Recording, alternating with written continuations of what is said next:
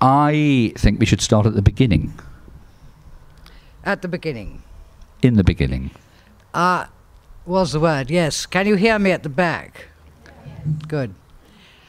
Well, I was born in Sudbury, but grew up in Hadley, which is about 10 miles the other side of Ipswich. It was by no means an artistic house. In fact, the first exhibition of paintings I saw was in a rather extraordinary wooden room that you went up steps to behind the George pub in Hadley.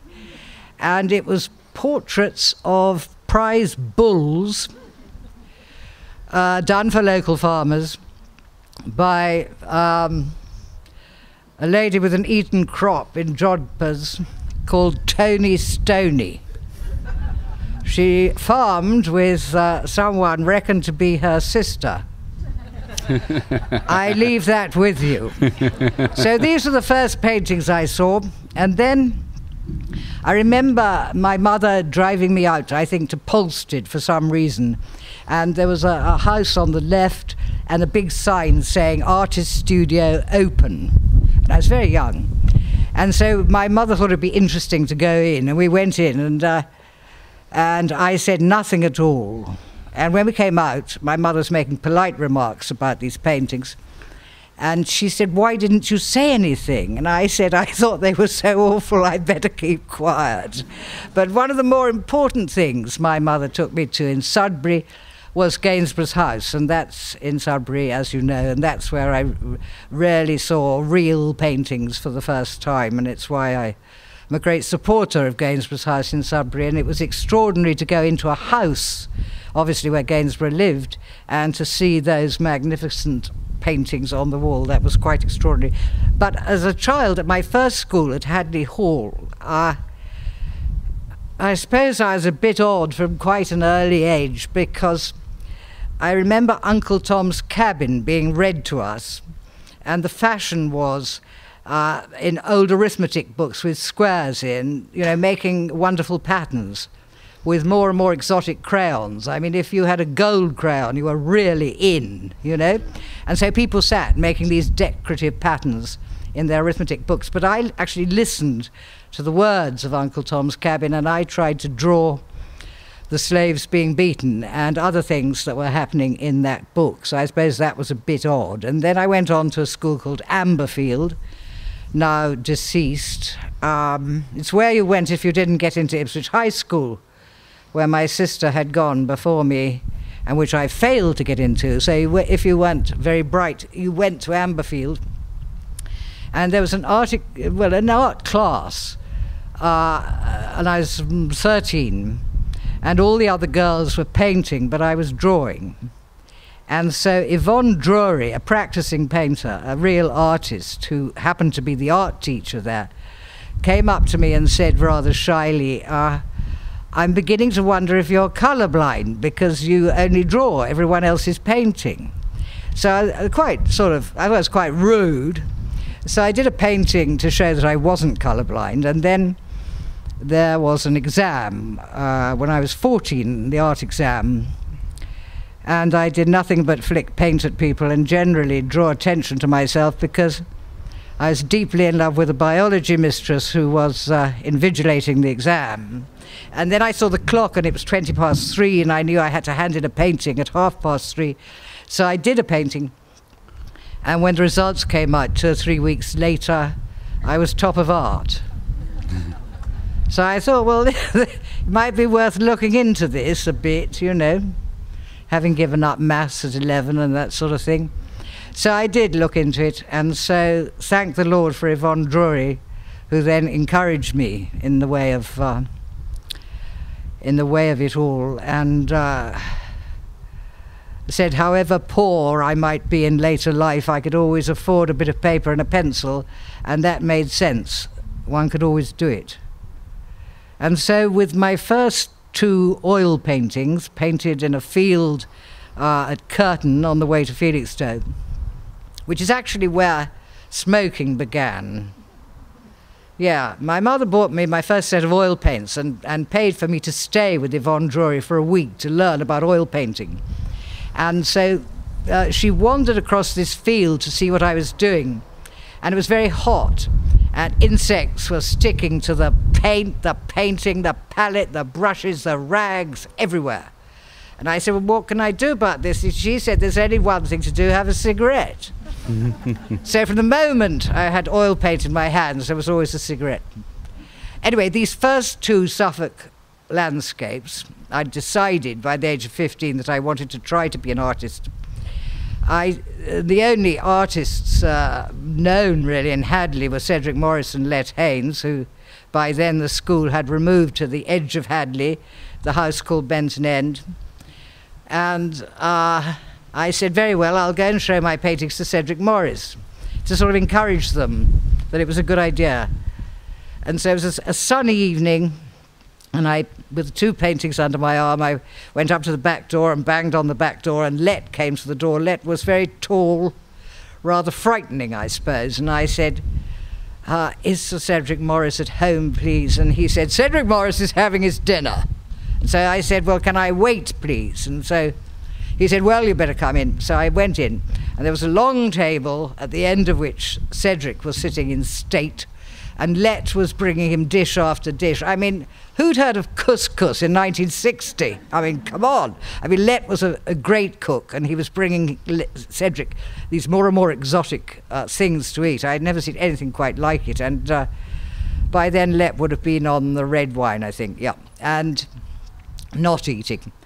But Cedric was very giggly and nice and chatty, and at the end of this dinner he said, we'll put the paintings up at the end there, and I did, and he made certain criticisms, but he was very encouraging. And then Lett wandered back into the kitchen, and he made entirely the opposite criticisms, but was very encouraging and said, oh, you'd better come and paint in the holidays, I suppose you're still at school. And so the first day of the holidays I was there, but I was too shy to go up to the house.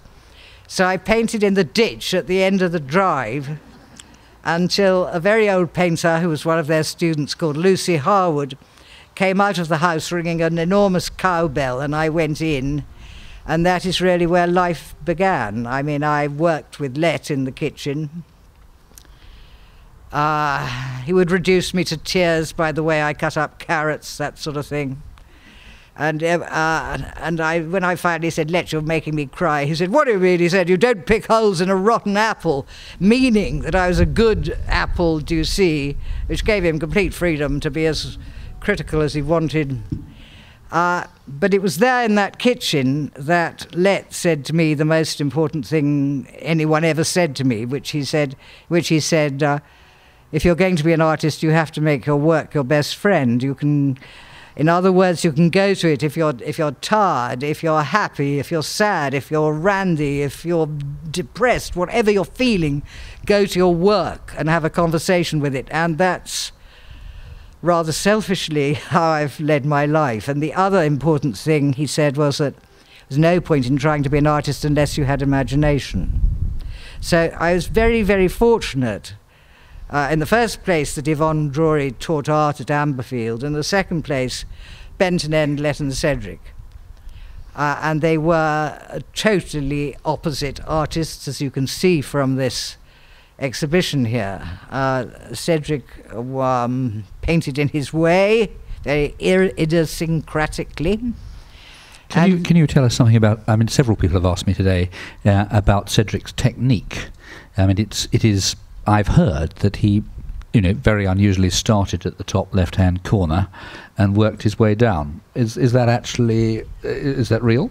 Yes, I certainly would visit him. He was painting then in a sort of a rather dark old coal shed, and he had a painting of irises on the go, and he certainly had started in the top left-hand corner, and he worked his way diagonally down the canvas, and then signed it in the bottom right-hand corner. It's absolutely true. I don't know how he did it. But would he sort of map it out and draw it first, or is it just... Well, there was a bit of a drawing. A bit of a drawing, yeah. Okay. Yeah.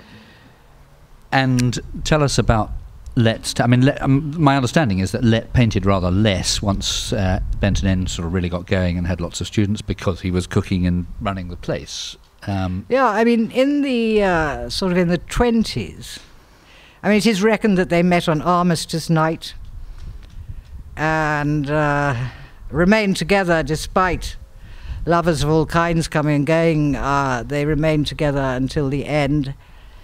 And I mean, Lett was representing England in shows of the avant-garde with Man Ray and all kinds of Marcel Duchamp. I mean, they were totally opposite. I mean, Lett liked to be in Paris, rise at 12 for the first cocktail, you know, friend of Jean Cocteau, all that sort of thing. Cedric wanted to be out in the mountains collecting wild flowers or digging up plants, you know, up a mountain somewhere. They were totally opposite in what they liked. But opposites attract. You know, apart from the sexuality thing, it obviously worked. Yeah, well, Cedric sort of won, really. I mean, Cedric was very unworldly. I mean, if they went to a party, which Cedric always hated parties, Lett loved them, and at the end of the party, Lett would sort of come out of the party and, you know, and to get in the car to go home, and he'd find Cedric sitting in any other car but their car, do you know, because Cedric wouldn't know one car from another. You could find him in any car at all. You know, and Cedric was very unworldly in the way of money. I mean, Lett ran everything, and, you know, would occasionally ask Cedric for some housekeeping. And I mean, this is when I was there. It's 1960 sort of thing. Well, and Cedric would think that a cheque for £5 would probably cover the housekeeping for 6 months. You know, he was absolutely unworldly. And Cedric obviously came from a not poor family. His father was quite successful. I mean, had he, you know, was he funding the thing, or did it actually operate in a commercial sense? Well, it was never very commercial. I mean, students were charged to stay there, but I mean, wine, for instance, was sort of included.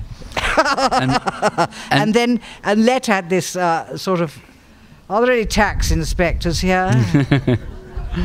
Had this brilliant idea to buy work from young artists and then sell it when they became famous. Well, of course, a lot of his young artists didn't ever become famous, and somehow it had something to do with tax, but I'm completely uncertain. I know when Cedric died, it had to be exterminated very promptly. Very promptly. I mean, Tom Wright, who was a student that you may have come across at some stage. He was before you, but I mean, I know his son is in the audience today, and several pictures are here. Tom didn't pay at all, but in lieu of that, he did jobs around the place and all that stuff. Yeah. And that seemed to be a fairly common way of operating. Well, I did jobs around the place, yeah. Yeah. And are you able to give us any idea of the fees? One or two people have asked me that this morning. I haven't a clue. I had nothing to do with that. I gave up arithmetic at 11. That was nothing to... I do remember there's a Robert Davey, who with me is part of the Cedric Morris estate, and he'd gone to Benton End as a boy to do odd jobs during the war, and he went on to become a solicitor, and one of the students, there was a cupboard full of oil paints and things, and of course the students were supposed to pay for their materials, and of course a lot of them, the bills got longer and longer, and the story is that Stonner, as Lett always christened everyone with a nickname, and so for some reason Robert Davey was called Stonner. And he went to Lett and said, "Oh well, so and so, you know, he owes 10 shillings, Lett. He owes 10 shillings." And Lett said, "Oh well, never mind. He'll pay. No, he'll pay." And Stonner said, "I don't know. Half a quid's half a quid, innit, Arthur?" He's well known for saying half a quid's half a quid, innit, Arthur? Yes. I mean, there had been many more students in earlier days when Lucien Freud was there and other people. There were very few by the time I was there. But I mean, the reason I'm called Maggie without an E on it is that I'd been sitting in the studio upstairs with Lett, which he called the classroom, and I was sitting on a donkey, and I'd gone back home in the evening, and I arrived the next morning. There was a little note on the cushion on the donkey saying, "This seat is still hot with a seat of Maggie soup." Maggie without an E, because I was christened after the soup cube. Well, why not? Which led to a quite extraordinary afternoon when somebody called Rosie Rutherford came to tea, and Cedric wasn't about and Lett wasn't about, and so I was there, and she said she'd arrive for tea, so I said yes, and she said, well, shall we walk round the garden? So I walked round the garden with Rosie Rutherford, and then she said, what's your name? And I said, Maggie Soup, and that's all I said apparently. So when we got back at the house and Cedric appeared and one or two other people, she said, Rosie Rutherford said, is that girl Dutch? She doesn't seem to speak English, because she thought I was called Maggie Soup, and I didn't say anything. But anyway, that's why I'm called Maggie without an E. In Benton and Remembered, there are lots of people that get honourable mentions as turning up quite regularly, and I was just wondering, Auden and Spender and people like this. I'm not that Benjamin old, Britton. James. I know you're not that old, but I was just wondering, they hadn't all died by that time, but the implication is in the book that they come back on occasions, and I was wondering whether there was anybody from the non-painting arts that you recall particularly. Well, there were writers. I mean, Moll Milner, who wrote that rather famous book called On Not Being Able to Paint. She was an often visitor. And various doctors. I mean, doctors seem to like to paint as a hobby quite a lot. I remember Lucien Freud arriving with one or other daughter. I mean, from these parts, from Norfolk, the Biscuits, or David Carr. Carr, who was quite handsome, would arrive in a very dashing fashion in a sports car with Lydia Bedford or some lady or other. He was pretty dashing, and that was all quite glamorous. And people did, yes, and you come and enjoy go. But dashing I mean, chaps, Auden didn't come. I mean, they were pals with Benjamin Britton and Peter Pears. They would come and, go to Butley Oyster Thing, yep. And all that. And then, of course, Cedric ran the Colchester Arts Society for quite a long while. But I mean, the thing is that having been in a famous avant-garde artist, I mean, once they had got together, Lett really did devote his life to looking after Cedric, setting up the school for Cedric, promoting Cedric, I mean, to the detriment of his own work. So I think that's very sad. I mean, there are those who think, with the Roberts, Cahoon and McBride, I mean, that McBride was the painter, but Cahoon was the artist. I mean, there are those who think that Cedric was the painter, but Lett was the artist. But he devoted his life to Cedric, really. And then, of course, too much of the bottle and too much time in bed. Alone. Painting. No, I mean, that painting of mine in there of Lett, I remember standing on a chair at the end of the bed and with my sketchbook and making a drawing from which I made that painting. I think it had been an opening at Colchester Arts Society or something, for which Lett had worn what he called his best frock, which was his navy blue suit, always with sandals, which rather just, spoilt the effect. But anyway, and probably a bit too much of this, and so Lett yes, I noticed he was wearing sandals in bed, actually, in that picture. Yes, well, yes. He'd been out, and so he'd like to have a bit of a rest in the afternoon. Okay, fair enough. And so he was lying in bed, and I stood and drew him from this chair and then made that painting from... But, I mean, Lett alone in bed is not what I'm referring to. No, I had rather guessed that. Yep. The whole arrangement at Benton End had a reputation for enjoyment. Well, part of the attraction to me, aged 15, was that it was called the Artist's House and notorious for every vice under the sun. I mean, on that first occasion with my first paintings, our mother thought I'd been sold into the white slave trade at least, because I didn't get back till 10:30 at night. And I was 15. So, just to talk about Lett's art a bit more, because I know it's very clear from all you say that you're more of a Lett person than a Cedric person, and I mean Cedric. It is very clear from, and I think it's a pretty fair criticism, and I've heard you make it, and others though, the people who were taught. And there was no really formal teaching, I don't think, was there? but the people who relied upon upon Cedric's opinion, tended to end up painting like Cedric.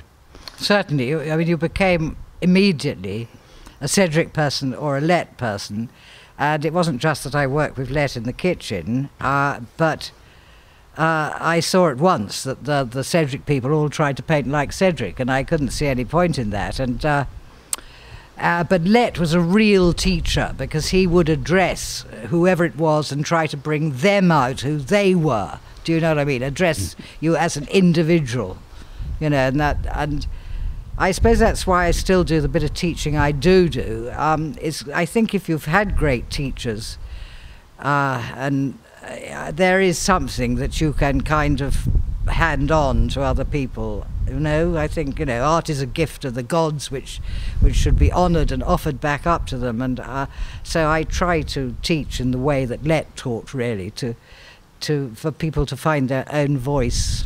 I mean, there were terrible moments. I mean, for instance, there was a little painting on wood about the size of that, about the size of that.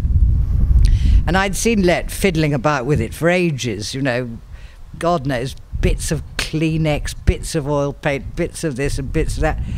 And then and by this time I think I was a student at Camberwell or something in London. But I still went there every weekend when I went back to Hadley. And he said, yes, I think that's about ready. And he said, oh, take this to Sotheby's. It's a constable. Crikey. One of the more embarrassing moments of mine, because, you know, they always had connections everywhere, and so the sort of grandest woman at Sotheby's appeared and took this tiny painting and put a sort of magnifying glass in her eye and sort of smelt it like this, you know, smelt it and put it all over her face like that. It was terrifying. I was standing there, other people waiting with other paintings, and she looked at me and said, I'm afraid this is not a constable. So I had to go ingloriously away. But I mean, Lett was always trying to make a bit of money, do you know? Well, most of us are, actually. So moving on a bit to times afterwards, I mean, there's been a bit of controversy about one or two of your things, and one's thinking particularly of the scallop. I fancy you don't mind a bit of controversy. Well, I think it proves the thing's got a bit of life to it. I mean, when the fuss started about scallop, I mean, I was rather, I suppose I was a bit hurt. You know, I was surprised because I thought it was one of the more beautiful things I'd managed to make, and I was a bit surprised and hurt. And then there was a huge amount of fuss. I mean, I couldn't see why anybody wouldn't like it. I mean, what was there to not like? You know, so it was a bit of a shock. And then the graffiti started, you know, and all that. 13 lots of graffiti. And every time it happened, the East Anglia would ring me up and say, how do you feel about the graffiti on the scallop? Oh, well, I'm sorry to ask you such a boring question then, really. And I said, well, it's such boring graffiti. You know, it's always Happy Christmas, tin can, move it, or Happy Easter, tin can, move it, or whatever you do, move it, you know, like that. So it's very boring graffiti, nothing poetic about it. And I finally said, well, if I'd wanted graffiti on it, I would have put it there myself in the first place. But at the height of all the fuss, there was one morning when I used to go and draw the sea, and I did go to one of those fishermen's huts in Aldborough, and I'd only ever bought fish from this fisherman. We'd never really exchanged a word because we were both Suffolk people. And I finally plucked up the courage to say to him, do you think the sculpture ought to go, or do you think it will go? And he said, there's only one thing to sort that out. And I said, well, what's that? He said, Davy Jones. Which is fine, you know, if the sea, at the moment the sea is out from Aldborough, in at Thorpeness and in further up. But, I mean, if the sea takes the scallop, well, there we are, and there's nothing we can do about it, really. No, and But otherwise, you know, people said, well, how can you bear to sell a painting or something? I mean, apart from the business of having to live, you know, because once a painting has left the studio, I mean, like the scallop, really. It's out in the world. It's nothing more to do with me. It has to take care of itself. And anyway, one's into the, you know, the next bundle of trouble, the next thing one's trying to make, you know. And I do destroy a lot of work. So if something leaves the studio, I reckon it's all right. It's really. good enough. Yeah, yeah, absolutely. So, I mean, you're still young. Do you see yourself going in another direction with your work? I'm not a fortune teller, James. I make work according to what happens in life. What happens in life, do you know? I mean, that painting, for instance, called Gulf Women Prepare for War, which is in a new Hall art collection in Cambridge. And I was just so shocked by this image in the newspaper of these two women in, for me at that time, it was the 80s. I painted the painting 4 years before the Gulf War. What to me were biblical dress. I mean, you see lots of it everywhere now, but you didn't then. So these two women in the middle of the desert practicing with these rocket launchers, it was very shocking. And that's what made me paint that painting. And then when people close to me have died, it is my tendency to paint them for quite a while after they've died. It's a great help. You know, it's a positive way of grieving. You know, because if anyone dies that's close to you, I mean, that person goes on being alive inside you, and I think artists are very lucky to be able to sort of do something positive about their grief. Your portraiture is extremely sensitive. Cedric was a great portrait painter, I think. Do you feel that you got some of your portraiture skills, or at least the empathy required, from him, or did everything come from Lett? No. The thing that they both believed in implicitly was drawing. And I mean, as regards the portraits, I mean, Cedric said, you know, however many chins a dowager duchess might have, don't forget that the neck is a column supporting the head. I mean, you know, it sounds simple, but actually it's crucially important. And as I have absolutely no neck myself, I always have to sort of remember if the person I'm looking at does actually have a neck, you know? I mean, and drawing. They emphasize the importance of drawing, which is something that was obviously in me from the start. Art schools today have much less influence, drawing involved. Have you got a view on that? Well, I think the trouble is that once Damien Hirst happened, and I saw the shark in the old Saatchi Gallery in Boundary Road in St John's Wood, and I was quite amazed by it. I mean, it was amazing. I hate that word. It's what all sports people use. It had a profound effect. The first sight of the shark, and then, you know, when I saw it a bit later, and it was gone all sort of saggy and coming apart from the oh dear, the glass stuff, you know, and the formaldehyde was all sort of soggy, and it had all, you know, sort of gone the colour of putty, and it looked like some sad old thing from a freak show. I mean, I think it's rather awful that those things, like the bloodhead, they have to be renewed all the time. But anyway, that's rather irrelevant. When Damien Hirst happened, every art student, particularly in London, you know, wanted to be the next Damien Hirst. And I think that's when the rot set in, really, about not having models in art schools. You know, I mean, I think there's room for everything in an art school. People want to make videos, they want to do events, installations. What the hell they want to do is absolutely fine. But I think there still should be models so that people learn to draw. Because if you can draw the human form, you know, you can draw a lot of other things. And so that discipline, I think, should still be there for people. But it's terrible for students now anyway, having to find all these millions of pounds to go to art schools. I mean, I was very lucky. There were grants, and I managed to be I would call Lett and Cedric my main teachers ever, but I mean, I managed to be an art student for 7 years because of grants. 2 years at Ipswich, 3 years at Camberwell, 2 years at the Slade, 7 years. I mean, that was one of the things at Benton End, is they absolutely taught one to despise fashion, you know, and you know, when conceptual art was everything suddenly, and people were saying painting was dead, well, come off it. You know, people have gone on painting, and they still go on painting, and they always will paint. Yeah, no, things do survive. I mean, you know, cinemas survive despite the video and all that stuff. We're going to ask the audience to ask some questions in a minute, if any of you've got anything you want to ask. I've got one final question for you, really. Fame. It's about fame. Has being famous done you any good?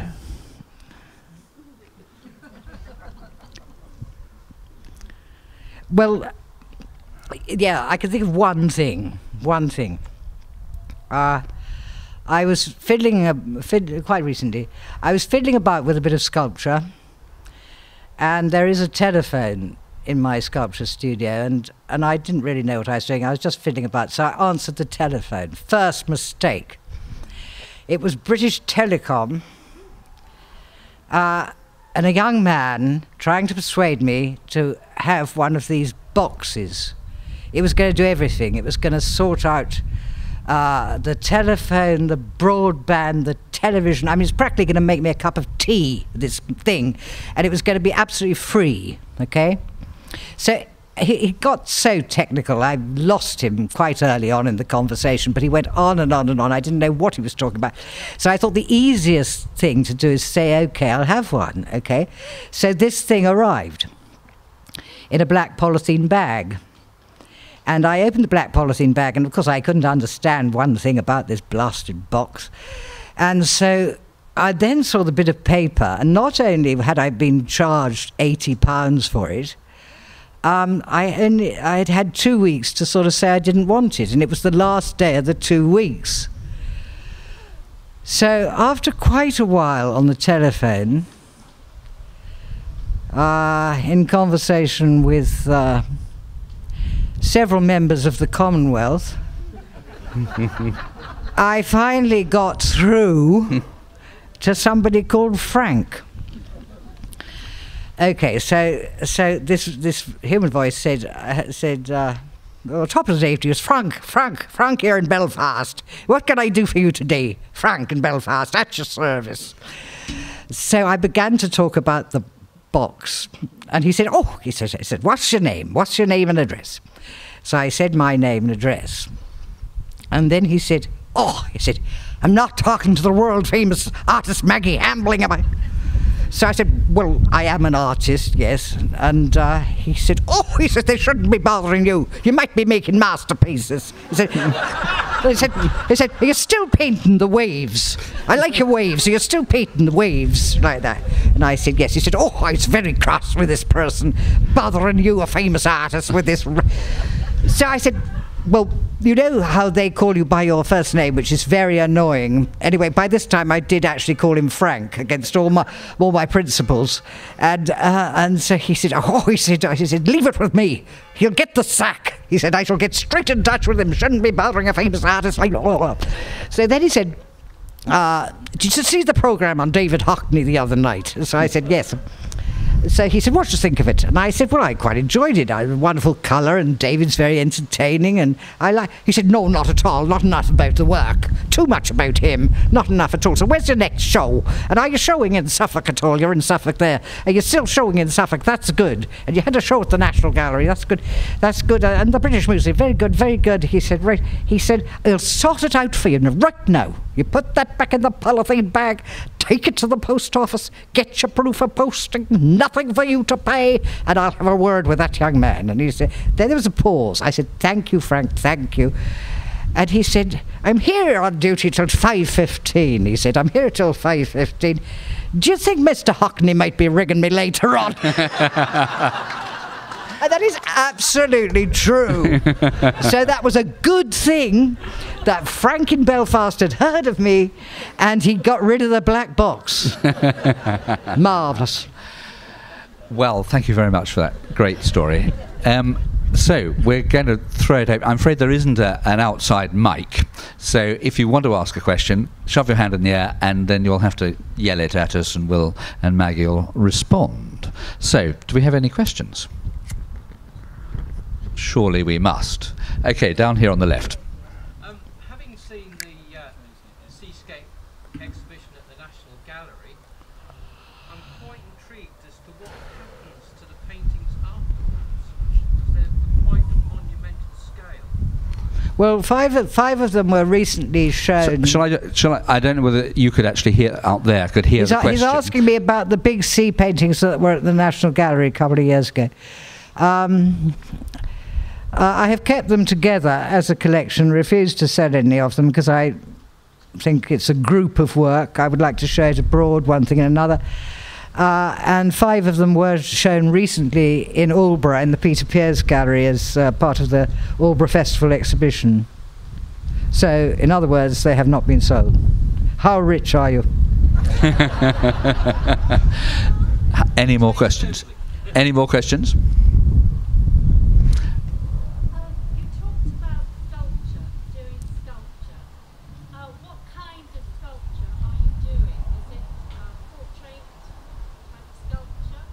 Well, I last showed sculpture, King's College in London, Somerset House. It was called War Requiem and Aftermath. I mean, I made a new version of my War Requiem installation that had first been shown at Snape and now belongs to Snape and will be on again in October in response to that Benton Britain piece of music.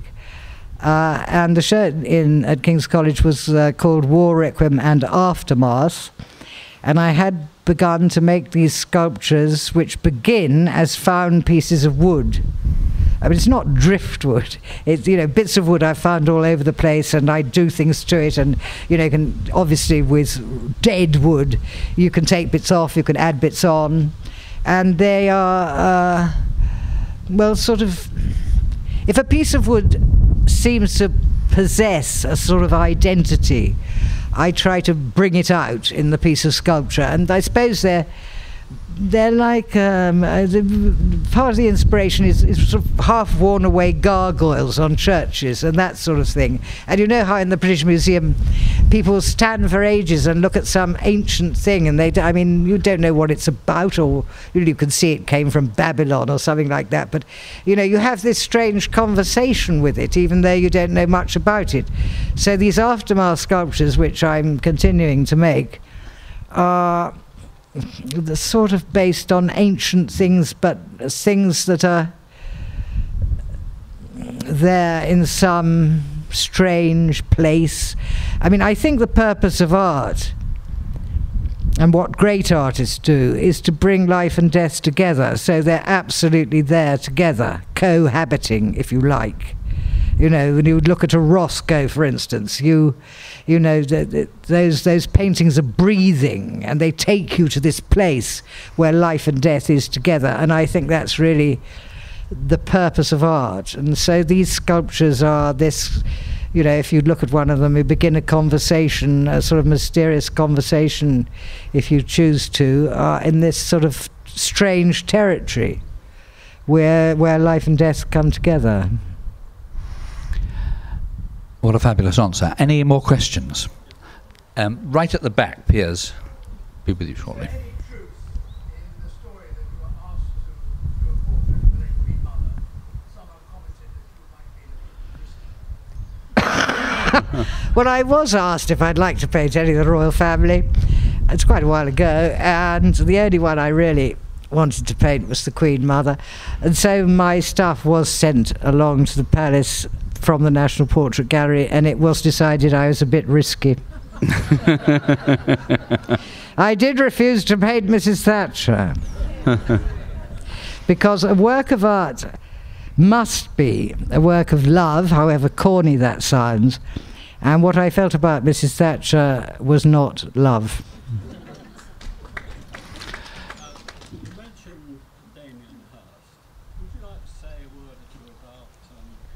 Tracey Emin. How many words would you like? She was asked if she might say some words about Tracey Emin. Yeah, I remember when Tracey Emin was in for the Turner Prize, and she didn't win it. But there was a sort of conversation afterwards, after the prize had, I can't remember who won it, nobody can, that year. But there was a conversation afterwards, David Sylvester and one or two arty people, and she was sitting there, and I think she'd had an accident to one of her fingers. She was wearing this very long finger stall thing, and she was pretty drunk, and they were going on with this sort of intellectual conversation, and she sort of threw a bit of a fit and said she was going. They went talking to her about her work. You know, she was going to go and have a few more drinks with her friends, and she walked out of the studio. And I said to Tori that time, I said, tomorrow that woman will be a star. And she was. I mean, she's pretty good at showbiz. Pretty good at showbiz. I did appear in a television program she was making some years ago, and the last bit of the program was me driving off up the road in London, where I live in London, in my Bentley with Tracey Emin and playing Dusty Springfield on the music, and it was all quite fun. But I then met her at an outdoor party in Suffolk, and I lit a cigarette, and she complained at my lighting a cigarette. I thought that was quite odd, coming from Tracey Emin, known for every excess under the sun. So I thought lighting a cigarette was pretty mild, really. But the thing I rather, between ourselves, have against her is that when she's doing interviews, she very often quotes what I said to her in her television program, but claims it as her own. Okay, does that answer your question? But I mean, but a bit like Damien Hirst, she has become a bit of an industry, you know, a business thing, you know, and they have all these assistants doing everything, and I mean, I'm old-fashioned, I do it all myself, you know. I mean, apart from scallop, but when I'm making a painting or making these little sculptures, apart from having them cast in bronze, which obviously is somebody else's business, I mean, I'm sort of hands-on sort of person. Well, many people share your opinion that she can't draw. Many, many, many people share that opinion. She gets quite a lot of dosh for them. Any further questions? Only once. Elizabeth Frink, we're on now. I was asked if I had ever met Elizabeth Frink, and I think it was just after, or at the same time that I was the first artist in residence at the National Gallery, 1980-81, they invited me to the Royal Academy dinner, and I wore a dinner jacket and a bow tie and all that, and Elizabeth Frink came over to me and said, "You look wonderful. I always wish I'd dared to do that." And I said, "Well, why not? You're in much better shape for doing it than I am." You know, she's very tall and slender and would have looked wonderful in a dinner suit and all that, but she'd never dared do it. I remember at that same dinner, Laurie Lee came up to me and said he thought I was the most beautiful woman he'd ever seen. They're the two things I remember from that Royal Academy dinner. Not bad. Time for one more question. Anybody else? Any questions? Or is that it? Well, let me tell you, when I rang Maggie up to ask if she would do this, firstly, she didn't ask if I was going to pay her, but the answer was no, because there was no budget. Eventually, she very gently went towards that, but she did put down 3 conditions. The first of which is that she should have a driver, and it should be a driver that does not mind her smoking in their car. The second was that everybody should have free alcohol at the event, so that is courtesy of her. And the third, because I know there are a few museum curators in here, and the third was, which is just a bit of advice to museum curators, for God's sake, don't give me flowers afterwards, give me whiskey. So, here are 2 bottles of Lefroy, which I know you enjoy. And thank you very, very much indeed for coming. Thank you. Was that all right?